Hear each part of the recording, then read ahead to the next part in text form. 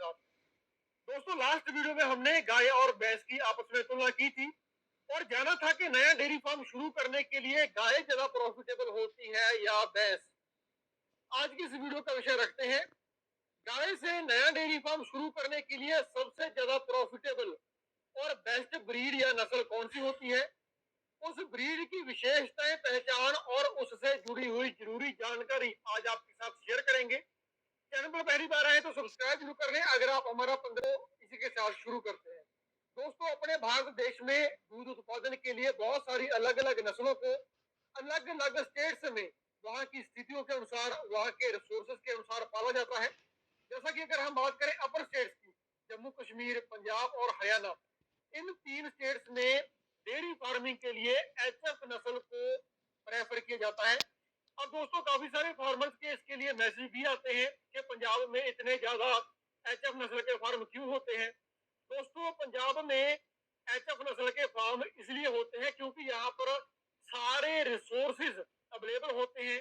जो एनवायरमेंट है, जो वातावरण है, वो एचएफ गाय को सूट करता है। अब मैं इसकी आपको छोटी सी एक एग्जांपल देता हूँ। अगर हम बात करें सबसे पहले तापमान की, तो एचएफ गाय को तापमान थोड़ा सा कम चाहिए होता है, ज्यादा गर्मी ये सहन नहीं कर सकती। अगर हम बात करें इंडिया की मिडिल स्टेट्स की, जैसा कि यूपी, महाराष्ट्र, मध्य प्रदेश, तो इन स्टेट्स में तापमान ज्यादा बढ़ जाता है, पंजाब में इतनी गर्मी नहीं पड़ती है। इसके अलावा अगर हम बात करें फीड के इंग्रेडिएंट्स की, तो अच्छी क्वालिटी की फीड को तैयार करने के लिए सारे के सारे जो रॉ मटेरियल होती है, सभी प्रकार की खलियां, सभी प्रकार का अनाज, सभी प्रकार के सप्लीमेंट यहाँ पर अवेलेबल होते हैं। यानी कि हम अपने पशुओं को फीड करने के लिए, उनसे ज्यादा से ज्यादा दूध लेने के लिए उनको टॉप क्लास की फीड हम दे सकते हैं। दोस्तों काफी सारी फॉरेन की जो कंपनियां हैं वो पंजाब में अपने डिस्ट्रीब्यूशन सिस्टम के द्वारा हमें सप्लीमेंट्स प्रोवाइड करती हैं। की यानी कि पशुओं के जो इंजेक्शन होते हैं या बोतलें होती हैं या दवाइयां होती हैं, वो पंजाब में आपको आसानी से मिल जाती हैं। यही कारण है कि एचएफ के लिए पंजाब का जो एनवायरमेंट है, जो स्थिति है, सूटेबल माना जाता है। इसीलिए यहाँ पर सबसे ज्यादा डेयरी फार्म एचएफ गाय के होते हैं। दोस्तों दूसरे नंबर पर जहाँ पर जो नस्ल पाली जाती है वो है जर्सी। ये दो ही ब्रीड मेनली अपने पंजाब में डेयरी फार्मिंग के तौर पर पाली जाती है। वहीं पर अगर हम बात करें इंडिया के मिडिल स्टेट्स की, जैसा कि यूपी, मध्य प्रदेश, बिहार, गुजरात या महाराष्ट्र, तो इन सभी स्टेट्स में जो एनवायरमेंट है वो एचएफ गाय के लिए उतना ज्यादा सूटेबल नहीं माना जाता। क्योंकि दोस्तों जितनी कि मेरी इन फार्मर्स के साथ बात होती है तो वो बताते हैं कि वहां पर अच्छी क्वालिटी का रॉ मटीरियल नहीं मिलता, काफी सारी प्रकार की खलें नहीं मिलती। जो एचएफ गाय के लिए मेन सप्लीमेंट चाहिए होते हैं, जैसा कि मिनरल मिक्सचर, बाईपास, डीसीपी के साइट या रेप्रोमिन जैसे प्रोडक्ट होते हैं, वहां पर अवेलेबल नहीं होते। तो इन सब दिक्कतों के चलते वहां पर एचएफ गाय का जो डेयरी फार्म है वो उतना ज्यादा प्रॉफिटेबल नहीं होता या सक्सेसफुल नहीं होता। तो हम डिटेल में डिस्कशन करते हैं कि इन सब स्टेट्स में डेयरी फार्मिंग के लिए सबसे ज्यादा प्रेफर्ड या कमाई करके देने वाली ब्रीड कौन सी है, सबसे ज्यादा प्रॉफिटेबल ब्रीड कौन सी है। दोस्तों इन सब स्टेट्स में सबसे ज्यादा प्रेफरेबल जो ब्रीड है वो है क्रॉस ब्रीड, जिसको हम आसान शब्दों में मिक्स ब्रीड भी बोल देते हैं या दोगली नस्ल की गाय भी बोल देते हैं। सबसे पहले हम इसके डिटेल के बारे में जानते हैं। देखिए क्रॉस नस्ल वो होती है जो दो या दो से अधिक नस्लों का मिक्सअप हो। यानी कि इसमें कोई एक नस्ल प्योरिटी की नहीं होती है, इसमें दो या दो से अधिक नस्लों का आपस में क्रॉस किया जाता है।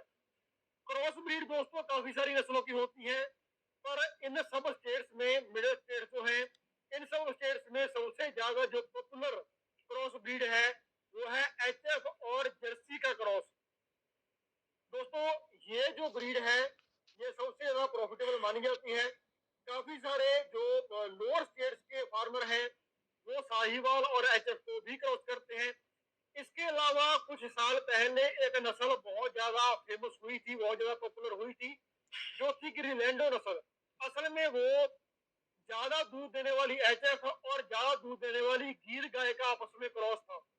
इसके अलावा साहिवाल और एचएफ को भी क्रॉस किया जाता है। आपस में किसी दो नस्लों को मिक्स करके वहां के एनवायरमेंट के अनुसार उससे दूध लेने के लिए उसको तैयार की जाता है। इसको हम बोल देते हैं क्रॉस ब्रीड या दोगली गाय। अब दोस्तों क्रॉस ब्रीड की जो विशेषताएं हैं या इसकी जो पहचान है, हम उसके बारे में डिस्कशन कर लेते हैं। दोस्तों क्रॉस ब्रीड नस्ल की सबसे पहली पहचान की अगर हम बात करें तो वो है इसकी हाइट और लेंथ। दोस्तों ये जो क्रॉस ब्रीड नस्ल की गाय होती हैं, ये ना तो बहुत ज्यादा बड़ी होती हैं, ना बहुत ज्यादा छोटी होती हैं। फॉर एग्जाम्पल ये एचएफ गाय से छोटी होती है और प्योर जर्सी गाय से बड़ी होती है।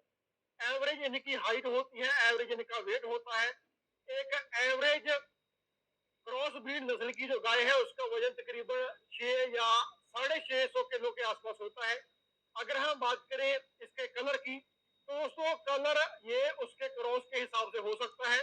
खास करके जब एचएफ और जर्सी को क्रॉस किया जाता है तो आमतौर पर उस नस्ल का जो कलर है वो चॉकलेट जैसा कलर होता है, यानी कि डार्क ब्राउनिश ब्लैक कलर उसका होता है। दोस्तों मेरे फार्म पर भी मैंने एक्सपेरिमेंट करने के लिए एक 45 लीटर तक दूध देने वाली एचएफ गाय को जर्सी का सिंबल लगाया था।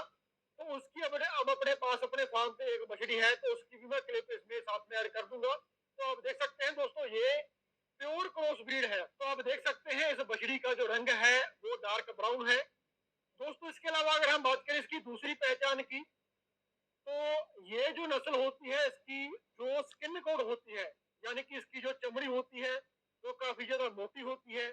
इसके अलावा इसकी जो पूंछ होती है वो काफी लंबी और ऊपर से चौड़ी होती है। इसके अलावा दोस्तों इसके जो थन होते हैं वो आकार में बड़े, यानी कि मुट्ठी थन होते हैं। मुट्ठी थन हम उस थन को बोलते हैं जिसको मुट्ठी में पकड़ने के बाद भी वो अपनी मुट्ठी से बाहर आ जाए। ये भी इसका एक मेन कैरेक्टर होता है। इसके अलावा दोस्तों इसका जो अडर होता है थोड़ा सा ढीला होता है। इस नस्ल की जो आउटर वर्जाइना होती है वो थोड़ी सी ढीली, बलदार और थोड़ी सी लंबाई में ज्यादा होती है। अगर हम बात करें एचएफ की तो एचएफ की जो वर्जाइना होती है वो शॉर्ट होती है और टाइट होती है। इसके अलावा दोस्तों क्रॉस ब्रीड का जो स्ट्रक्चर है, इसकी जो हड्डियों का ढांचा है वो बहुत ज्यादा मजबूत होता है। ऐसे में इसके जाने के बाद बैठने वगैरह के चांसेस बहुत ही कम होते हैं। अगर हम बात करें इस नस्ल की विशेषताओं की तो इसकी सबसे बड़ी बात होती है कि ये दूध का प्रोडक्शन बहुत अच्छा करती है। जो प्योर क्रॉस ब्रीड है वो आपको एक दिन में तकरीबन 25 लीटर तक दूध का उत्पादन करके दे सकती है। अब काफी सारे भाइयों को इस चीज में कंफ्यूजन हो जाएगी कि क्रॉस ब्रीड प्योर कैसे हो सकती है, क्योंकि वो तो दो या दो से अधिक नस्लों का मिक्स है, वो प्योर कैसे हो जाएगी।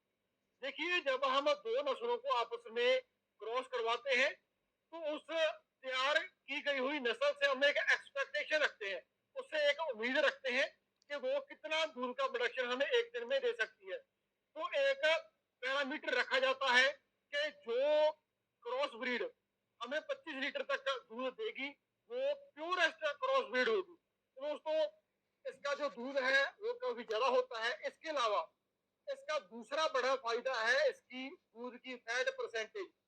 अब जाहिर सी बात है सारे ही फार्मर्स अपने फार्म के दूध को फैट के बेसिस पर सेल करते हैं। क्रॉस ब्रीड नस्ल की जो एवरेज फैट है वो तकरीबन 5 या 5.5 से ऊपर ही रहती है।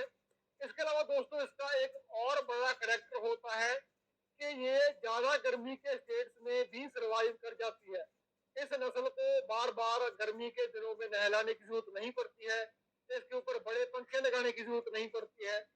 ये आसानी से बाहरी तापमान को झेल लेती है। दोस्तों जिन स्टेट्स में ज्यादा गर्मी पड़ती है वहां पर क्रॉस ब्रीड को इसलिए ज्यादा प्रेफर किया जाता है क्योंकि ये ज्यादा गर्मी के दिनों में बिना खाना पीना कम किए, बिना अपना दूध का प्रोडक्शन कम किए बाहरी गर्मी को सहन कर लेती है। इसके अलावा दोस्तों इसका एक और बड़ा फायदा क्या काउंट किया जाता है, जैसा कि हम देखते हैं कि पशु जितना ज्यादा दूध देता है, जैसे ही पशु 20 लीटर से ज्यादा दूध देना शुरू करता है चाहे वो कोई भी नस्ल हो, तो उसमें थनों से रिलेटेड समस्याएं या मस्टाइटिस की समस्या बहुत आती है। दोस्तों ये जो क्रॉस ब्रीड है इसका जो अडर स्टाइल होता है या जो थनों का आकार होता है वो मस्टाइटिस के बैक्टीरिया को बहुत ही कम फैलने देता है। इस ब्रीड में मस्टाइटिस की दिक्कत बहुत ही कम आती है। इसके रिप्रोडक्टिव सिस्टम की तो जैसा कि हम एचएफ और जर्सी में देखते हैं कि रिपीटिंग की समस्या बहुत ज्यादा आती है, पशु हमारे बार बार रिपीट करते रहते हैं।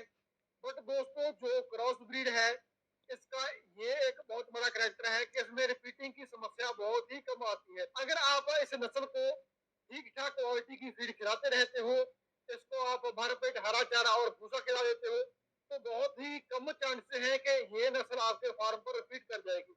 दोस्तों, जिन स्टेट्स में फीड की समस्या है, वहां पर आप इस नस्ल को रेडीमेड फीड पर भी पाल सकते हो। ये आपको बढ़िया दूध का प्रोडक्शन निकाल देती है। काफी सारे भाइयों के सवाल होंगे कि सर हम इस ब्रीड को कहाँ से खरीद सकते हैं। तो देखिए, क्रॉस ब्रीड आपको पंजाब से भी मिल जाएगी। महाराष्ट्र और गुजरात में काफी सारे ऐसे फार्मर्स हैं जो क्रॉस ब्रीड का फार्म चलाते हैं, तो आपको आपके ही एरिया से ये मिल सकती है। इसके अलावा अगर हम बात करें इसके ब्रीडिंग फैक्टर की, कि क्रॉस ब्रीड की ब्रीडिंग कैसे की जाती है, दोस्तों पहले क्या होता था कि एबीएस के बुल होते थे जो आपको डायरेक्टली क्रॉस ब्रीड का सीमेंट प्रोवाइड करते थे। उनका तकरीबन एक लैक्टेशन का जो मिल्क प्रोडक्शन होता था वो 7 से 8 हजार लीटर तक का भी चला जाता था।